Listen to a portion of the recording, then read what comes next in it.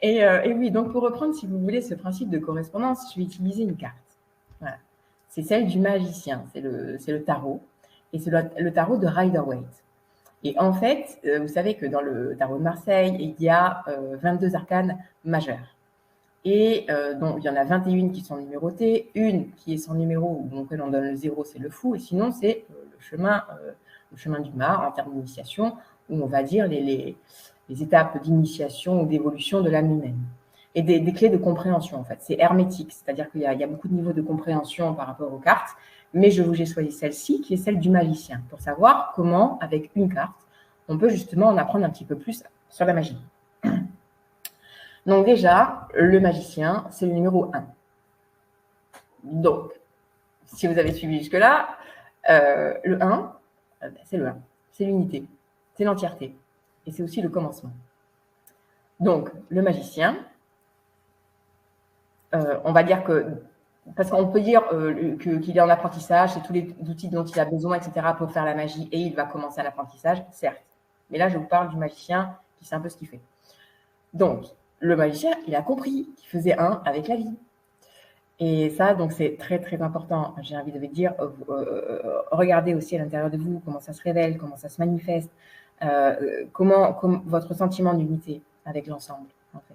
Parce qu'on peut avoir tendance à avoir des sentiments de rejet vis-à-vis de la réalité, vis-à-vis de ce qui se passe, de ce qui rentre dans notre champ d'expérience, en disant oh, ça n'a rien à voir avec moi, oh, cette personne, elle me fait ci, ah, gna. C'est des positions, on peut souvent avoir tendance d'avoir des positions de victime vis-à-vis de la vie, alors que le magicien, lui, il est full power, quoi. Il est là, il a compris qu'il est la vie. Il est la vie, donc il fait avec.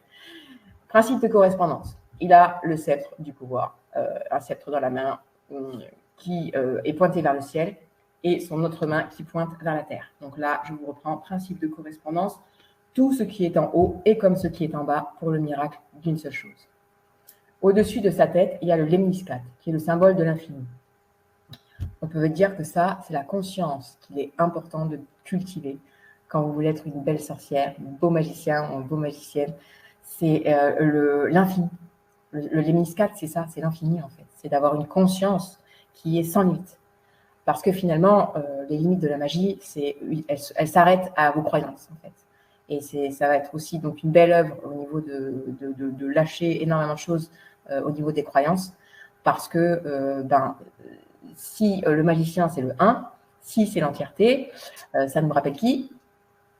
Ça nous rappelle le Big Boss. Le Big Boss, c'est, selon les conceptions, chez moi, il n'y a pas de dogme, mais on peut appeler Dieu, la vie, voilà, le principe créateur.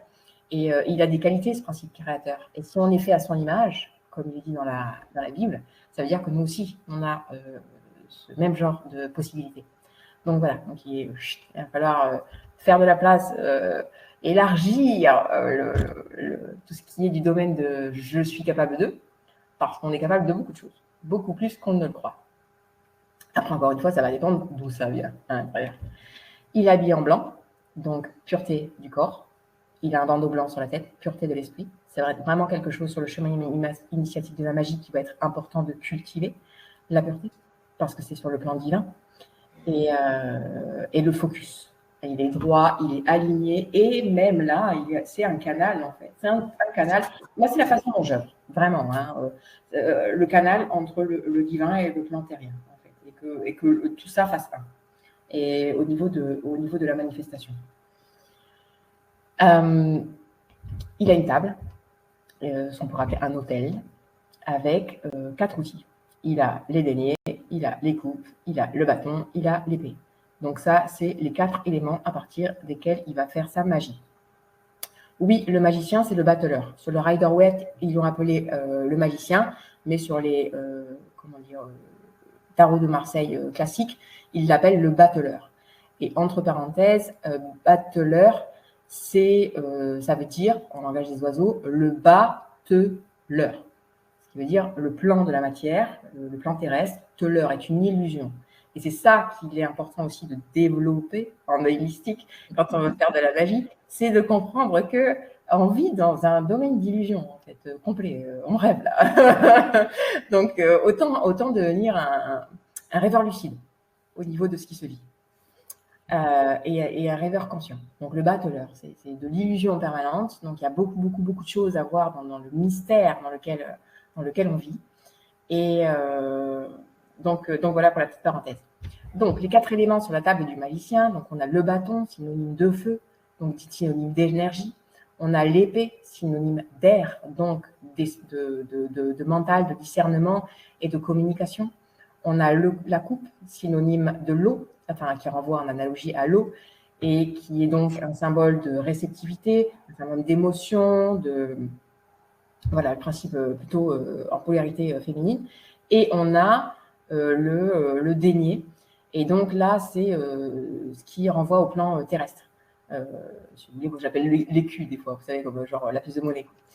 Et l'idée, donc c'est une étoile à 5 branches, donc ce qui veut dire qu'il y a les 4 éléments plus l'esprit. Donc c'est finalement arriver sur le plan terrestre, vouloir faire de la magie, c'est arriver au niveau de l'esprit, être conscient, d'avoir la conscience du magicien et être en capacité de manier les 4 éléments sur un plan intérieur et sur un plan extérieur.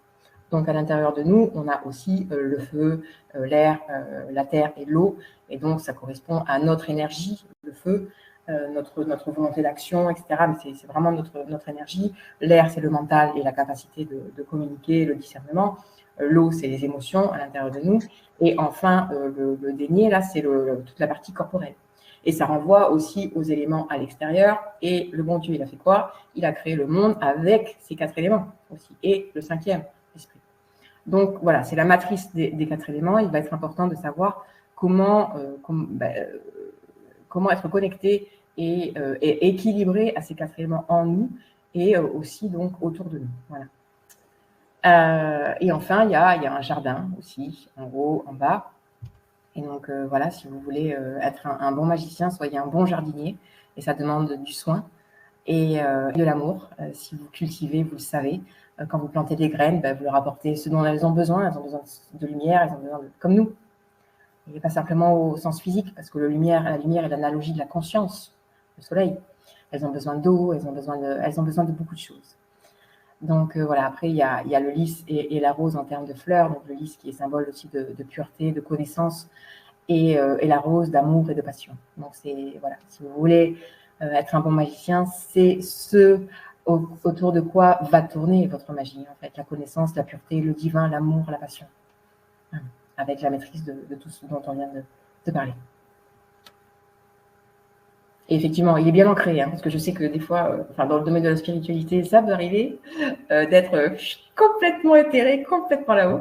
Mais nous sommes le trait d'union entre la terre et le ciel. Donc vraiment, les pieds bien ancrés par terre et la tête dans les étoiles, quoi. Mais voilà, c'est important d'être présent, quoi. Présent à tout.